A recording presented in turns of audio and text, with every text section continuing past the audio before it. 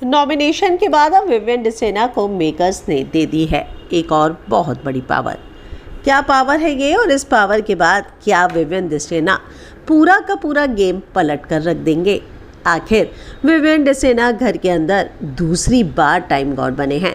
ये पहली बार हुआ है कि लगातार कोई दूसरी बार कैप्टन बना हो, और ऐसे में आपको याद होगा टीवी धमाका ने आपको सबसे पहले बताया था कि किस तरीके से यहाँ पर विवियन को इस हफ्ते भी मेकर्स बड़ी पावर देने वाले हैं।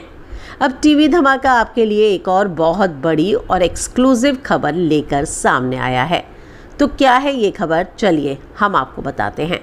जहाँ एक तरफ विवियन को इस बार नॉमिनेशन की पावर्स मिली है, वहीं दूसरी तरफ हम आपको बता दें कि इस नॉमिनेशन के साथ साथ विवियन को एक और बहुत बड़ी पावर मिली है।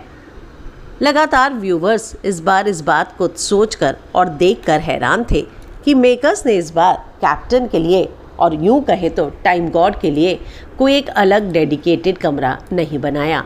लेकिन आपको याद होगा अंकिता वाले सीज़न में एक थेरेपी रूम हुआ करता था। जी हाँ, और अब वही कमरा जो है विवियन के लिए खोल दिया गया है, और अब यहाँ पर बुलाकर विवियन को एक बड़ी पावर दी गई है। ये अब टाइम गॉड और मेकर्स के बीच का सीक्रेट रूम होगा, और इस सीक्रेट रूम में बहुत सारी बातें सीक्रेट ही होंगी, जिसका जिक्र बाहर जाकर टाइम गॉड कर ही नहीं सकता। तो सबसे पहला सीक्रेट जो अब मेकर्स ने बुलाकर विवियन के सामने खोला है, वो है एक और बहुत बड़ी पावर का, जो इस बार टाइम गॉड को दी जा रही है, और वो है एलिमिनेशन की।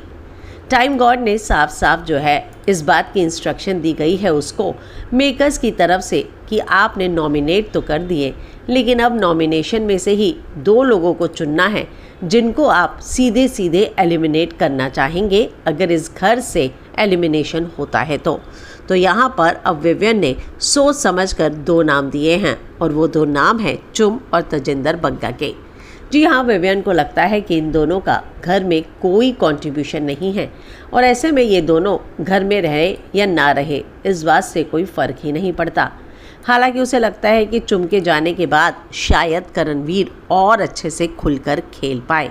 तो अब ये देखना होगा कि विवियन वाकई में गेम खेल चुके हैं, और अब यहाँ पर उन्हें जिस तरीके से मेकर की ओर से पावर मिली है, उसके बाद अब उन्होंने जिन 2 लोगों को कहा है सीधे सीधे नॉमिनेशन के लिए, वो दोनों तो आप जान ही चुके हैं।